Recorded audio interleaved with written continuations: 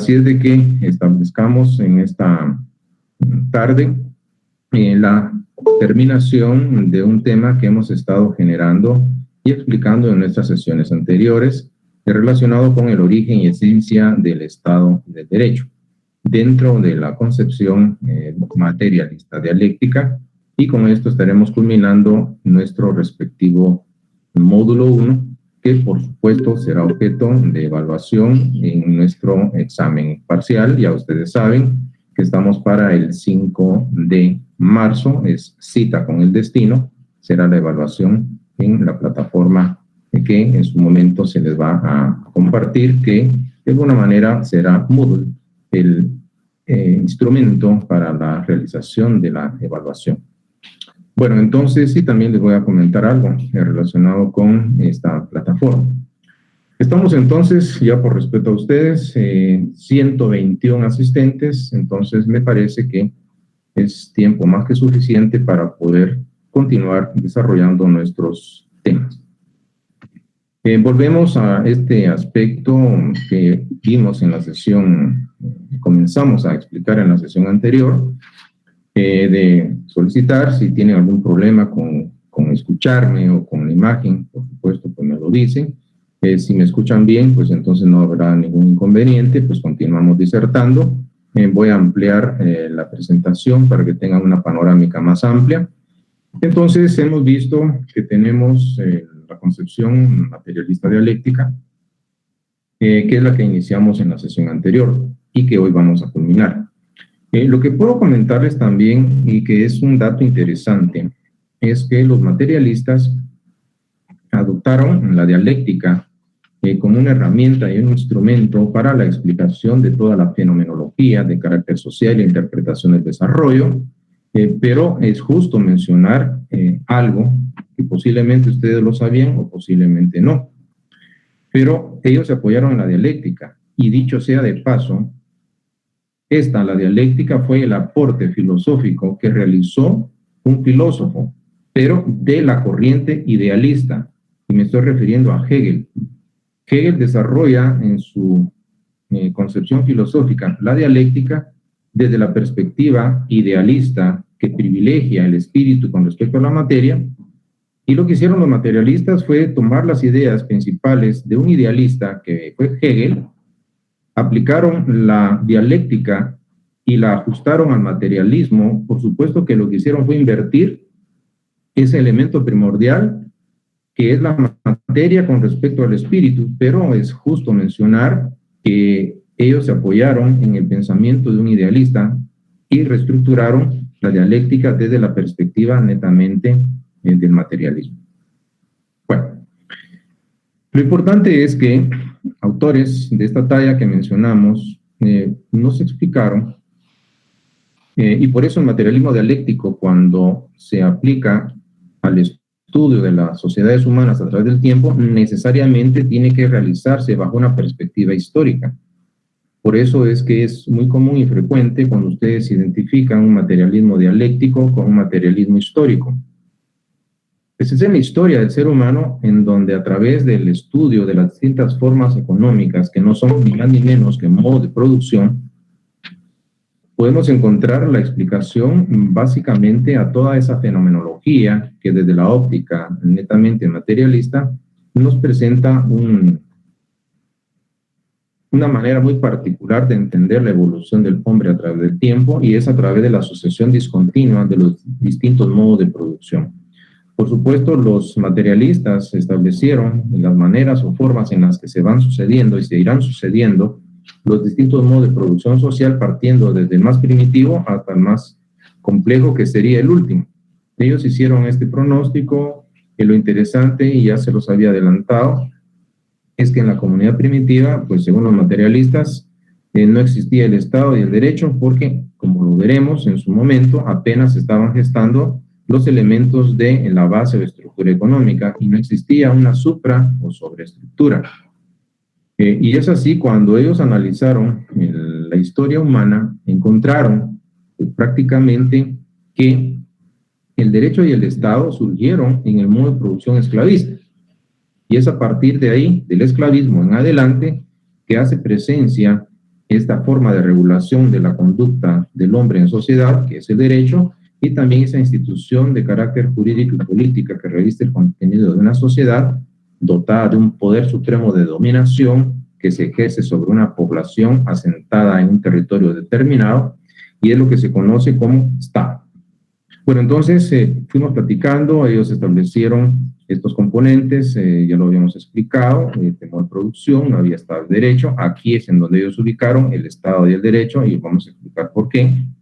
Mencionamos algunos aspectos de ese modo de producción, posteriormente entramos al modo de producción feudal, que sucedió el esclavismo, Estado de Derecho también presente dentro de ese modo de producción, sus características, que habíamos mencionado algo al respecto también. Luego surge el capitalismo, con sus características, con su dinámica, con sus contradicciones, y luego establecieron los materialistas que vendrían modos de producción que iban a hacer los siguientes y que iban a sustituir a su anterior. Se habló del socialismo y, por supuesto, se establecieron desde el punto de vista teórico pronósticos que ellos realizaban para ese modo de producción social en que se iba a acaecer dentro de la historia humana, para finalizar con el último modo de producción que, según ellos, y es curioso, su pronóstico era que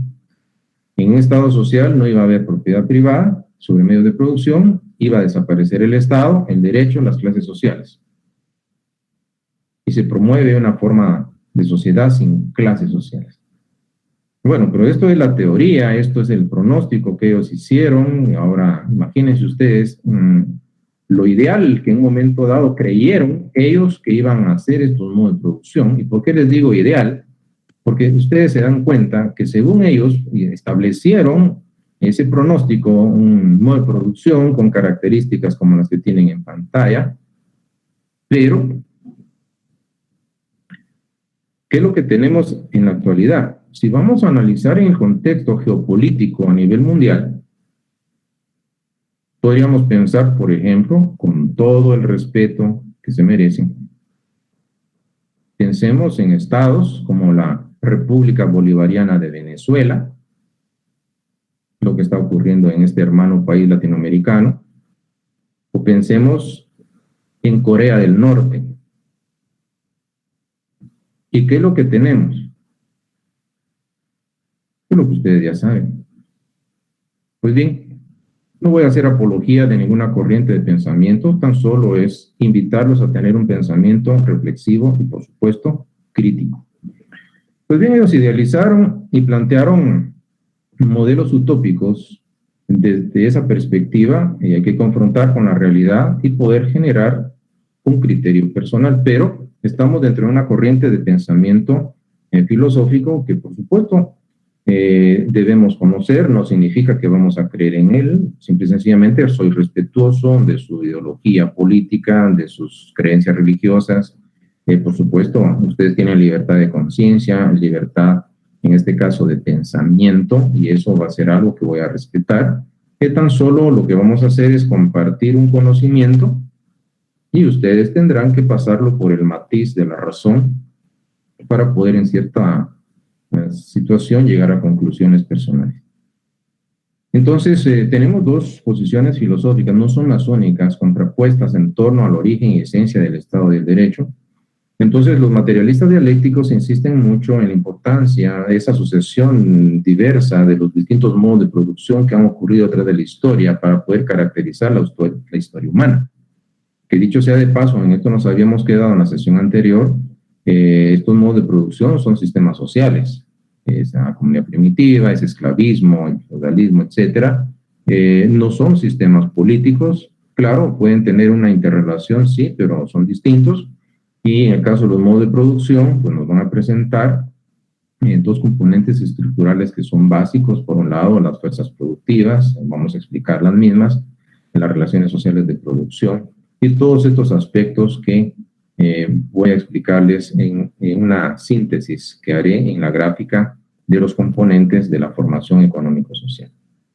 Bueno, entonces continuamos con esta manera de entender filosóficamente el origen y esencia del Estado del Derecho desde la perspectiva del materialismo dialéctico. Veamos qué ocurre.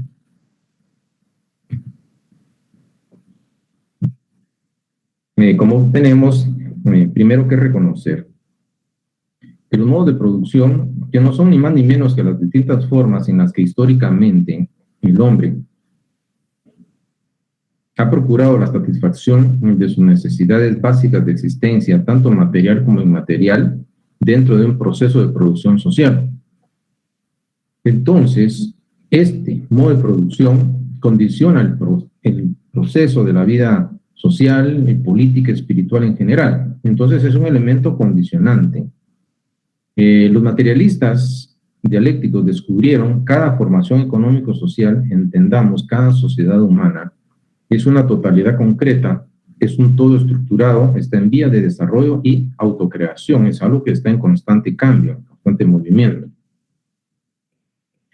Por supuesto, está lleno de contradicciones, hay principios propiamente del materialismo dialéctico, la unidad y lucha de contrarios, el movimiento, el cambio.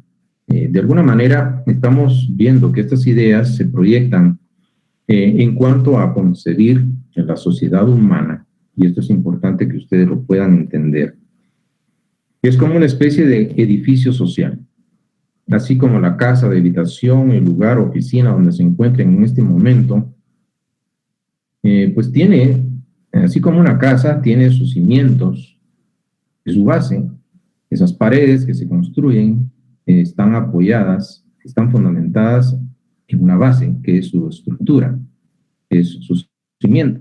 Pues entonces, una sociedad, así en términos muy generales, concebirla como un gran edificio social, al que le vamos a denominar formación económico-social, va a tener estos dos componentes, los cimientos, que son la base o estructura económica, y todo ese edificio que se construye sobre ese cimiento, que va a ser la superestructura, supraestructura o sobreestructura.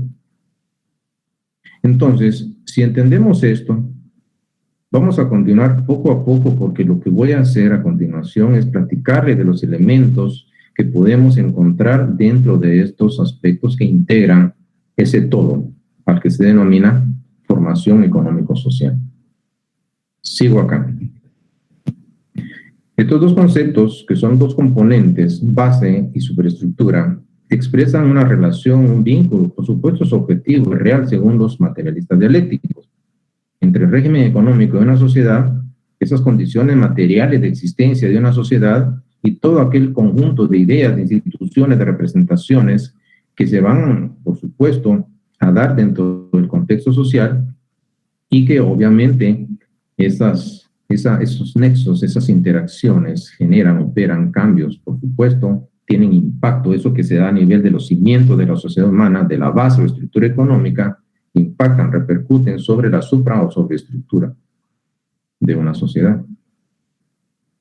Entonces continúo acá y vamos a ver que la base en la estructura económica, pues claro, vamos a entender, hay relaciones de propiedad, interacciones de distintos grupos, clases sociales. Aquí vemos las distintas maneras en las que el hombre va a generar, por supuesto, contactos, relaciones con sus semejantes en el proceso de producción social, buscando la producción, la distribución, el intercambio, el consumo de los bienes satisfactorios de sus necesidades básicas de existencia, cómo se encuentra dividido el trabajo, y diversas peculiaridades que también se van desarrollando en ese contexto, que también es un componente muy elemental, básico, y por supuesto es motor del desarrollo de la sociedad humana, que son las fuerzas productivas. Bueno, entonces estamos viendo aspectos previos para la comprensión del origen, esencia y estado de derecho. Por eso es necesario entender que la base de la sociedad son esos hechos de producción en una formación económico-social, en ese gran edificio social. Sobre esa base, que son los cimientos, se levanta el edificio de todas las concepciones sociales, todas las instituciones que le puedan corresponder a la sociedad humana. Entonces, veamos esta dualidad de componentes.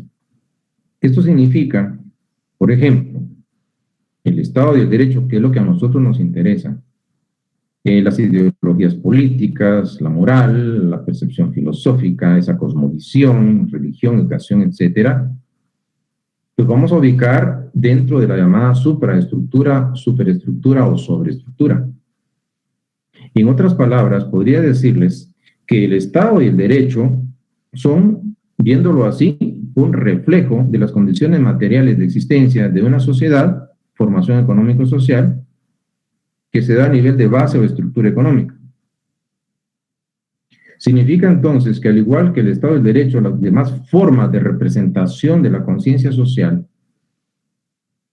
son reflejo de las condiciones materiales de existencia. Bueno, pero voy a continuar con esta explicación. Entonces ya vimos que dentro de estos dos componentes de la formación económico-social, los materialistas ubican al Estado y el derecho en la superestructura, en su instancia o nivel correspondiente. Derecho y Estado, reflejo de condiciones materiales de existencia. Y que no se les olvide lo que les acabo de mencionar. Reflejo de condiciones materiales de existencia. Entonces, veamos la importancia que tiene en los cimientos de la sociedad humana, la base o estructura económica. Va a estar representado por dos componentes que en su conjunto integran el modo de producción. ¿Y cuáles son estos dos componentes que a nivel de base o estructura económica integran el modo de producción? Por un lado, las fuerzas productivas y por otro, las relaciones sociales de producción.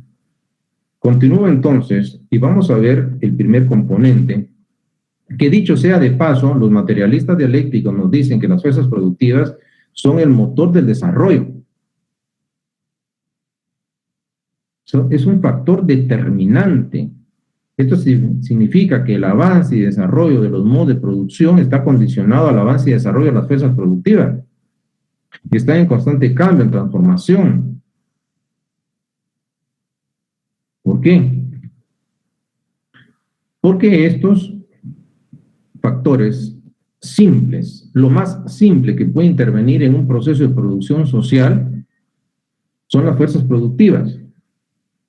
¿Y a quiénes vamos a integrar dentro de esas fuerzas productivas? Pues tenemos tres protagonistas. El ser humano, el hombre, la naturaleza y las herramientas, instrumentos o máquinas que el hombre interpone entre él y la naturaleza para poder actuar sobre la misma. Veamos este ejemplo. Es lo más simple que puede participar en un proceso de producción social. Pues el ser humano, el hombre, requiere, necesita un bien satisfactor a una necesidad bien básica de existencia. Entonces pensemos en que necesita leña, preparar sus alimentos, cocinarlos o albergarse del frío. Entonces lo mínimo que puede participar en ese proceso va a ser, claro, alguien tiene que aportar el trabajo. ¿Quién va a ser? El hombre. ¿Dónde va a encontrar él esa materia prima para extraer la madera? Pues ahí está la naturaleza. Tenemos ya fuerza de trabajo, por un lado, que dicho sea de paso, el trabajo pues puede ser en un momento dado, puede ser físico, puede ser intelectual. Pero tenemos en este caso un objeto de trabajo, donde vamos a buscar la materia prima. Ahí tenemos la naturaleza. Pero necesitamos una herramienta, necesitamos un instrumento. El hombre se va a valer de una herramienta para poder, de una manera mucho más efectiva, lograr ese objetivo del proceso de producción. Y tenemos el hacha. Lo mismo podría ser que el hombre tiene necesidad de, ya tiene la leña, pero necesita el alimento, entonces lo que quiere es comer carne. Pues, ¿quiénes van a participar nuevamente en este escenario? Pues va a estar el hombre, en el caso del cazador. Va a valerse, por ejemplo, de un arco y una flecha, de una lanza, y está el animal.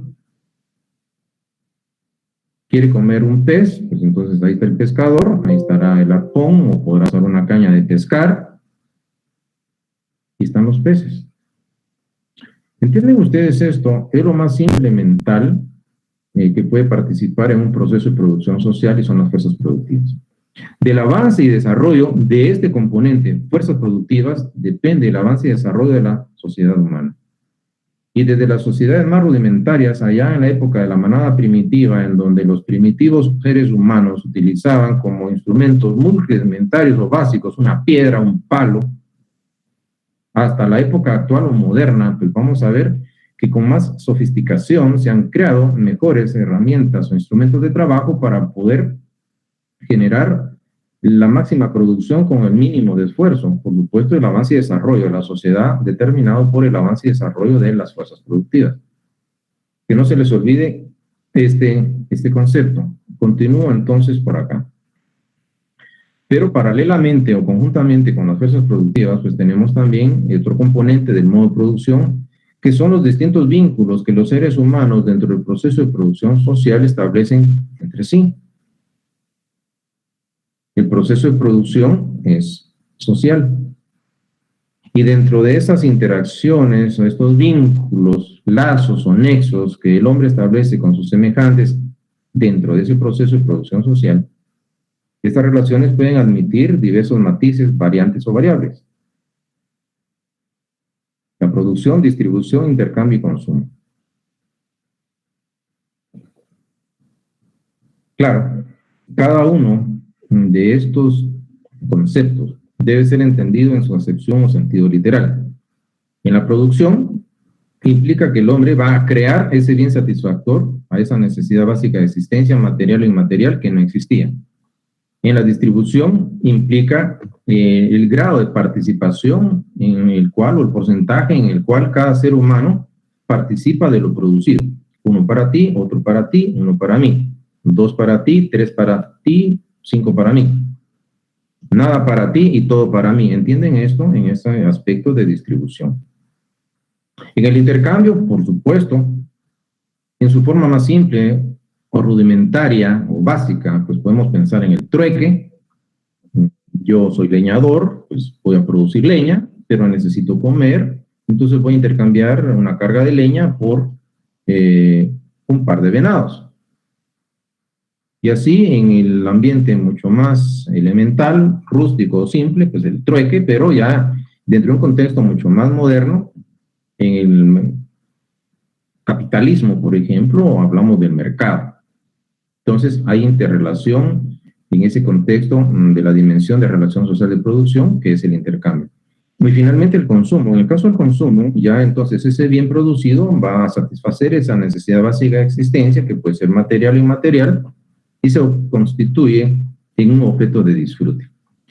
Entonces son variantes o variables que obviamente interactúan dentro de ese proceso de producción social y que, dicho sea de paso, también el régimen de propiedad tiene que ver, en las clases sociales tiene que ver mucho en todo esto, pero estos son los dos componentes estructurales del denominado modo de producción. Y continúo entonces viendo que para tener una percepción mucho más clara de esa base estructura económica que estamos hablando, de los cimientos de la sociedad humana, debemos tomar en cuenta 3 aspectos que son importantes. Lo primero es que va a haber siempre, según los materialistas dialécticos, una dependencia de las relaciones sociales de producción con respecto a las fuerzas productivas. Estas, dicho sea de paso, les recuerdo, las fuerzas productivas son el factor más dinámico, cambiante, y de ellas depende el desarrollo de la sociedad humana. Pero a su vez, a pesar de ese condicionamiento, esa dependencia, también las relaciones sociales de producción van a ejercer influencia sobre las fuerzas productivas, lo que significa que no son 2 momentos aislados y que sean independientes entre sí, sino que interactúan porque se dan en una total armonía, en una relación de correspondencia. Y es correspondencia mutua. El segundo aspecto que vamos a considerar en nuestra explicación es que esas fuerzas productivas y las relaciones sociales de producción, unidas en su conjunto, integran el modo de producción.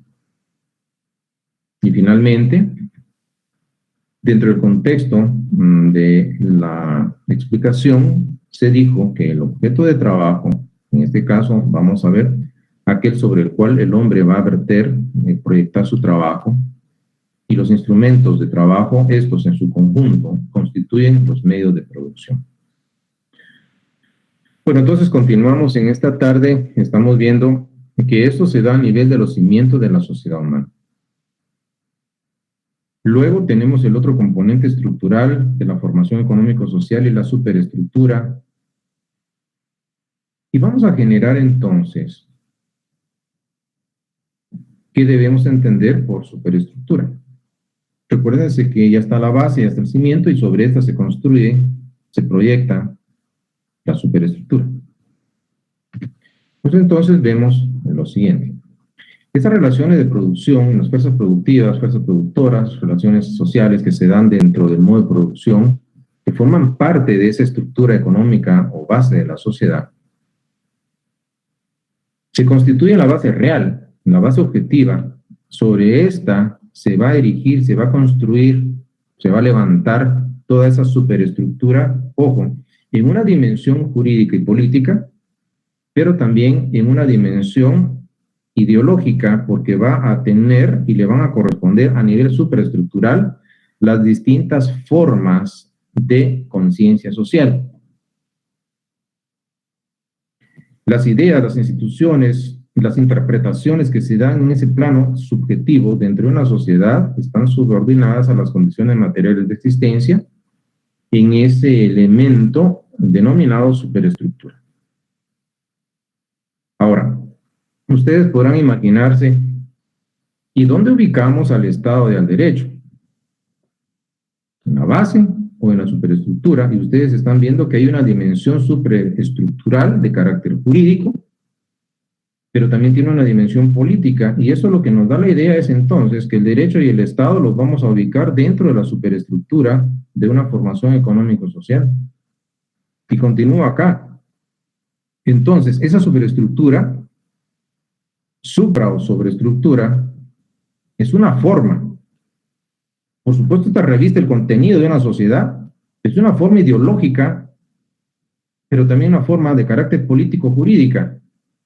Reviste ese contenido económico de la vida social, de la formación económica, que se da dentro del contexto de la estructura económica o base de la sociedad.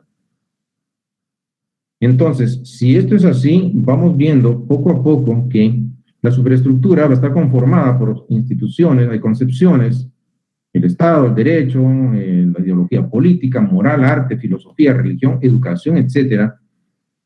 Las van a ubicar los materialistas a nivel supra o sobreestructural. ¿Qué significa esto? En otras palabras, nos está diciendo que el derecho y el Estado son un reflejo de condiciones materiales de existencia de una sociedad y que se ubican en la superestructura, supra o sobreestructura.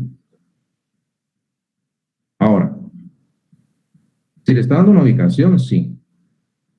Estado de derecho condicionado a condiciones materiales que se dan a nivel de base económica. Son un acto reflejo de los cimientos de la sociedad. Ahora, si esto es así, vamos a establecer de que hay ciertos elementos que distinguen, porque todos estos componentes de las superestructuras se erigen, se construyen sobre la base del régimen económico y están condicionados por ese régimen económico que se da a nivel de base o estructura económica, porque son un producto, es un reflejo suyo. Nuevamente insisto, derecho y Estado como un acto reflejo de condiciones materiales de existencia que se dan a nivel de base o estructura económica. Por supuesto, siendo reflejos, entonces también van a integrar un sistema único y están vinculados entre sí, tanto la superestructura y la base económica están interrelacionados y están sujetos a reglas generales de desarrollo según la concepción del materialismo dialéctico. Continúo. Entonces, si nos ubicamos en los niveles o instancias superestructurales que hemos mencionado, pues hay una dimensión jurídica y política, hay una dimensión ideológica, y por lo tanto vamos viendo que derecho y Estado los ubicamos en la instancia jurídica y política a nivel superestructural. Pero también existe otro nivel de instancia, que es la instancia ideológica, en donde encontramos todas aquellas formas de representación de la conciencia social, donde hay concepciones, por supuesto, filosóficas, ideas, todos estos aspectos, esas instancias surgen derivados de las condiciones materiales de existencia. La forma de pensar, de legislar, de imponer, están condicionadas a la estructura o base económica y deben responder a la base que le da origen. Debe haber una relación de correspondencia. Veamos qué ocurre. Hay un ejercicio intelectual que necesito que ustedes realicen y va a ser el siguiente.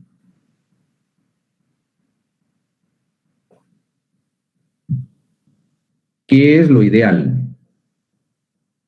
¿Cuál es mi aspiración o pretensión en torno a lo que hemos estado platicando? Bueno, lo que voy a hacer a continuación, espero que ustedes lo puedan realizar, pueden estudiar, y vamos a partir de lo siguiente. Yo les voy a presentar un esquema que representa una especie de radiografía de una formación económico-social. Hay tantas ideas, hay tantos conceptos, pero voy a tratar de que ustedes puedan hacer lo que yo voy a hacer a continuación. Que estén en la capacidad de poder explicarlo de manera escrita o de manera oral, lo que yo voy a hacer. ¿Y en qué consiste esa labor o tarea intelectual? Pues en lo siguiente. Tenemos entonces, imagínense que ustedes tuvieran que disertar ante un selecto público y tengan que explicar en qué consiste una formación económico-social desde la perspectiva de la corriente dialéctica materialista. Y tienen esta única imagen. Entonces, lo que vamos a hacer, en primer lugar, es lo siguiente. Primero, nos vamos hacia el lado izquierdo de nuestra pantalla y vamos a entender que para los materialistas dialécticos, la sociedad humana, a ellos le denominan formación económico-social. Va a tener dos aspectos, va a tener una forma y va a tener un contenido. Luego, siendo así, en estos dos elementos estructurales de la formación económico-social, que es un gran edificio social, pues tenemos que hablar de los cimientos, y esto se da a nivel de la base económico y social. Nos vamos entonces hacia la base para hablar del contenido que representa la formación económico-social, y vamos a ver cómo aquí en la base económico-social está el régimen económico, la estructura económica de una sociedad. Y es acá en donde ubicamos, por un lado, el modo de producción, que es la manera en la que los seres humanos han procurado la satisfacción de sus necesidades básicas de existencia a través del proceso de producción social. Ese modo de producción que tiene dos componentes. Las fuerzas productivas, que dicho sea de paso, constituyen el motor de desarrollo de la sociedad humana, son los factores más simples que intervienen en el proceso de producción social, integrado por ese tríptico o tríada vital que es la fuerza de trabajo, los instrumentos de trabajo y los objetos de trabajo. Y que dicho sea de paso, estos dos últimos componentes de las fuerzas productivas, instrumentos y objetos de trabajo, en su conjunto constituyen los medios de producción. Pero también el modo de producción tiene el otro componente, que son las relaciones sociales de producción, son los vínculos diversos que los hombres establecen con sus semejantes dentro del proceso de producción social y que pueden admitir variantes o variables tales como la producción, la distribución, el intercambio y consumo. Y cada uno de estos conceptos debe ser entendido en su acepción propia. La creación, la forma de repartir lo producido, el intercambio del producto, del producido y la satisfacción ya, el objeto de disfrute que va a darse de ese producto final. Que obviamente va a estar regulado, estas relaciones, aquí inciden en la forma de propiedad que se pueda tener, que puede ser privada, puede ser colectiva, en clases sociales y aspectos que inciden a nivel de estas relaciones sociales de producción. Y que si bien es cierto, vemos que existe esa relación de correspondencia mutua entre las fuerzas productivas y relaciones sociales de producción. Esta sería entonces el cimiento de la sociedad, de la formación económico-social que se da a nivel de la base económico y social. Pero ustedes pueden darse cuenta que tenemos una flecha que parte de la base y va hacia arriba, porque entonces ya teniendo los cimientos sociales se erige, se construye una superestructura.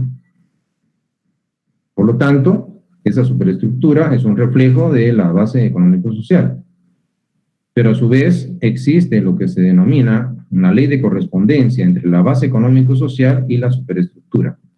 Porque si bien es cierto, la superestructura es un reflejo de la base económico-social, a su vez la superestructura ejerce influencia a nivel de la base, y por eso pueden ver dos flechas en sentidos contrarios. No significa que la superestructura sea algo ajeno y que no tenga que y no influya a nivel de base económica. Claro que ejerce influencia. Por eso existe esa ley de correspondencia entre la base económica y social y la superestructura.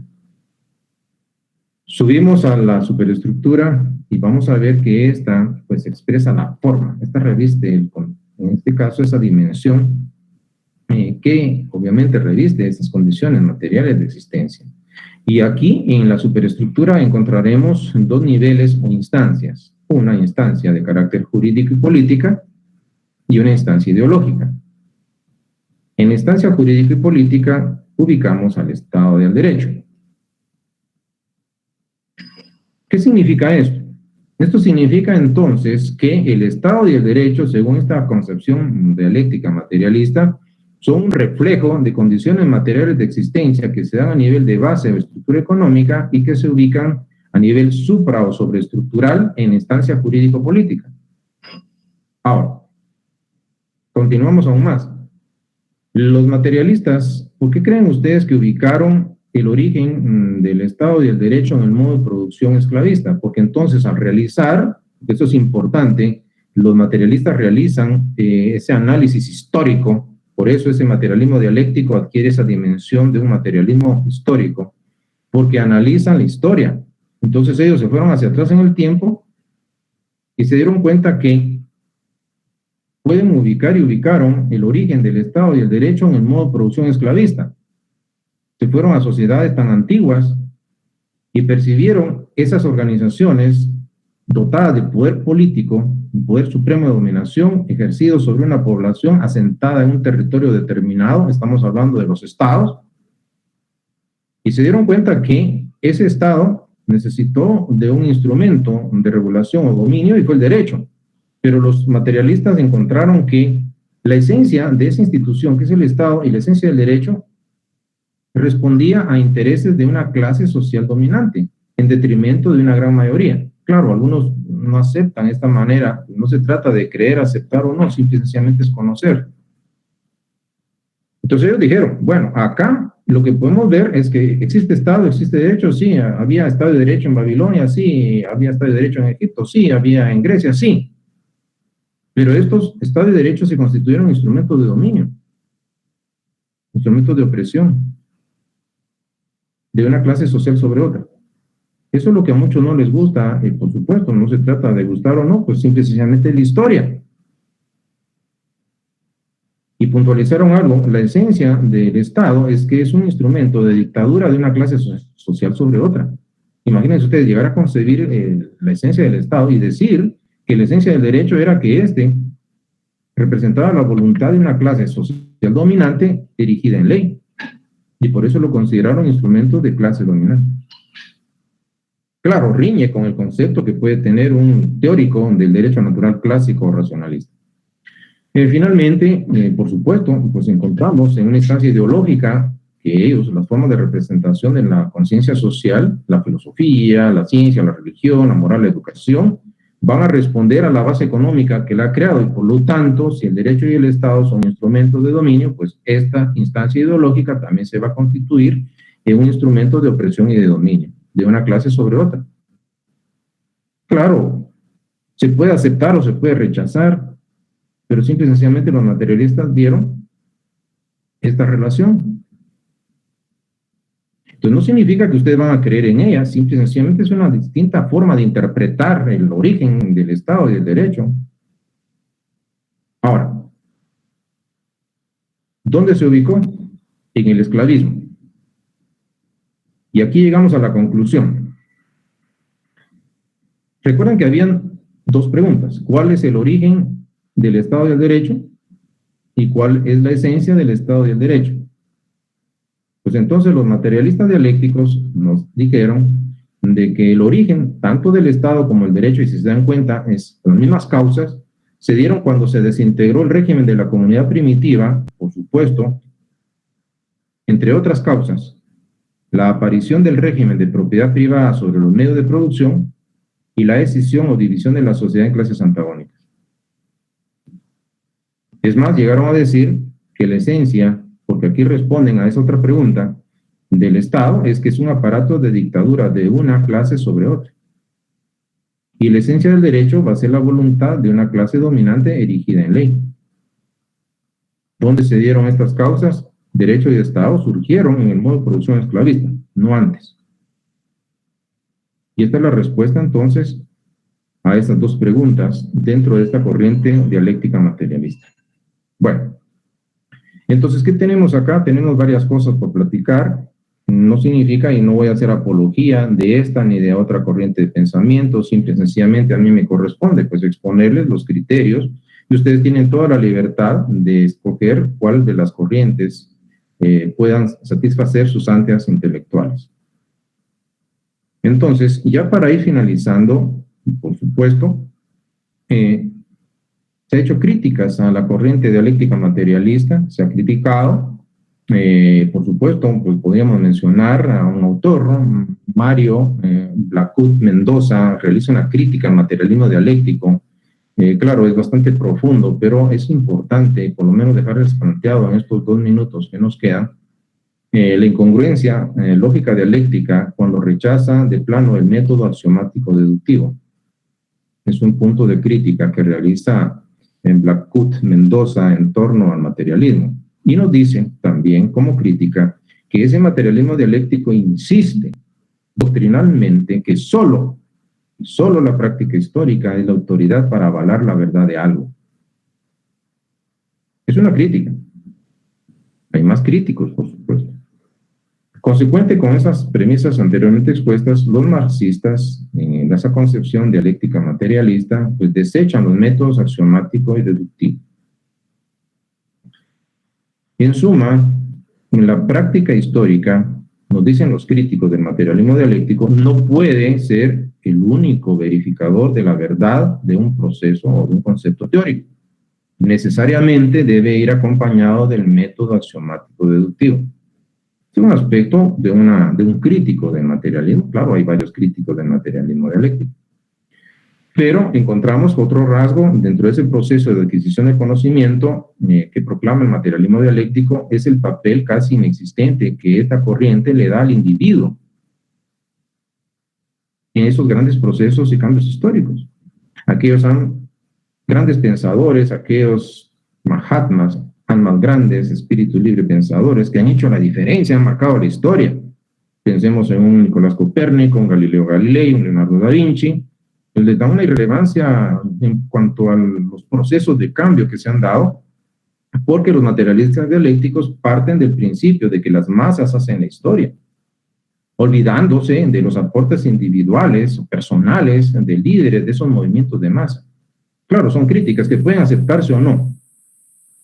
Y para ir terminando entonces, respecto a ese materialismo dialéctico, ellos tuvieron la pretensión de ampliar el uso de la dialéctica a todos los segmentos de la realidad, en toda la proyección, en dimensión natural, social, abstracta, pero ellos terminaron creando, según sus críticos, lecturas forzadas, a tal punto que esa dialéctica terminó volviéndose en una suerte de dogma impuesto a priori, casi como un idealismo. Y estamos por finalizar, porque esa dialéctica, según los críticos del materialismo dialéctico, fue vulgarizada mediante su reducción a un conjunto de leyes.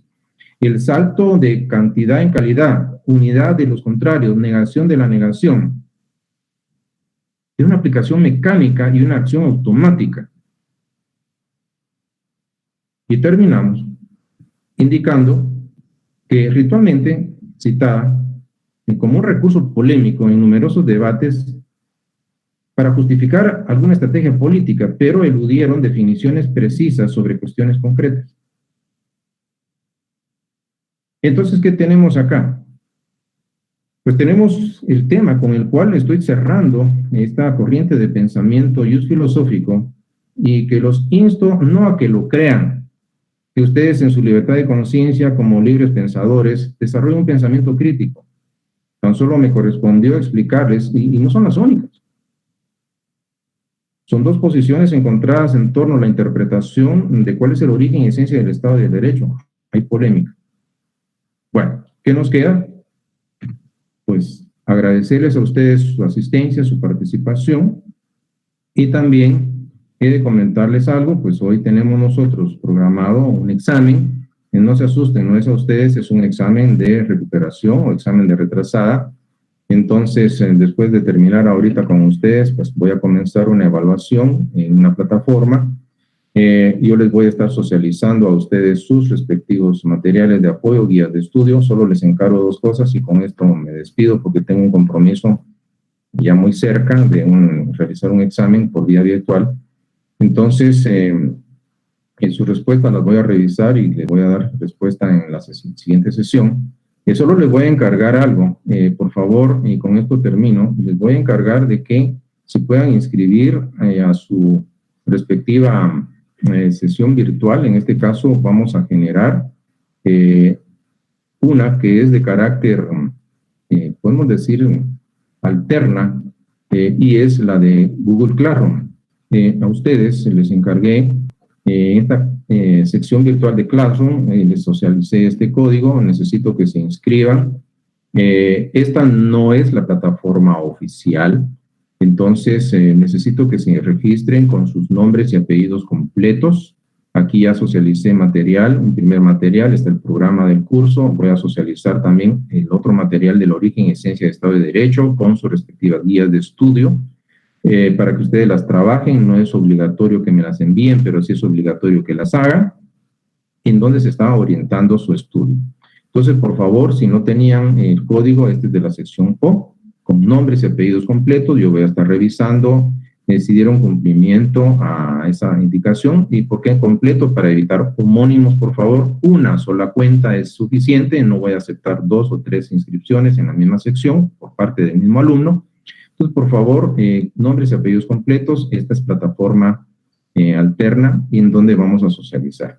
Bueno, entonces acá vuelvo también y con esto termino. Hay una plataforma oficial, es Moodle, ya está habilitada. Esta plataforma es la oficial donde se van a realizar los exámenes. Un encargo porque la Comisión de Educación Virtual nos comentó de que, y de hecho estaba revisando, hay algunos alumnos que no aparecen con sus nombres y apellidos completos. Entonces, por favor, les queda de tarea. Primero que ingresen a la plataforma Moodle y vean si el sistema les permite con el correo que ustedes registraron al momento de inscribirse en la facultad. Van a ingresar y ver si pueden ingresar. Moodle tiene la ventaja que me reporta el momento, las veces que ustedes ingresan. Entonces yo voy a revisar en este caso, en transcurso de hoy o mañana, si ustedes dieron cumplimiento con ingresar. Si alguien tiene el problema de que al ver su nombre no está completo porque vi que algunos apellidos están entrecortados, entonces por favor, ustedes tienen un mecanismo en donde cada quien, a través de la editar en su perfil personal, van a corregir esa situación escribiendo nombres y apellidos completos. Nos guste o no nos guste, nuestros nombres son completos. Necesito que correspondan exactamente a su nombre legal, apellidos y nombres. Entonces quienes tengan que hacerlo, primero revisen si están sus nombres y apellidos completos. Si aparece incompleto nombre o apellido, editando su perfil, ustedes lo inscriben completo en Moodle.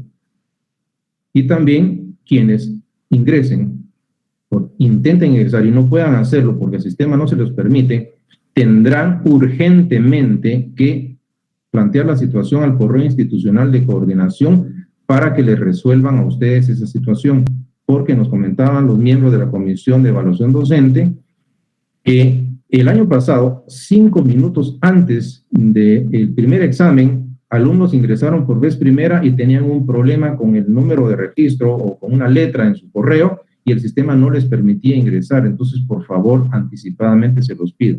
Ingresen todos a Moodle, revisen sus nombres y si tienen problema de acceso, repórtenlo a las autoridades porque no tengo el dominio de administración de Moodle. En Classroom es una alterna que yo creé, pero en Moodle, en donde serán examinados, por favor, van a tener que hacerlo antes de que llegue la fecha de examen. Y dicho sea de paso, el 5 de marzo tenemos cita con la historia. Y en este momento hay algunos alumnos que tienen cita con la historia porque voy a realizar un examen virtual. Así es de que con las disculpas del caso voy a dejar acá voy a retirarme y les agradezco su atención y su respectiva participación. Entonces, sus preguntas se las respondo a la próxima, ya me están esperando por ahí, ya me informaron mis alumnos que están ansiosos de examinarse. Entonces, gracias por su atención, les veo en la próxima y les deseo feliz tarde. Hasta pronto. Feliz tarde. Gracias, licenciado. Gracias, licenciado.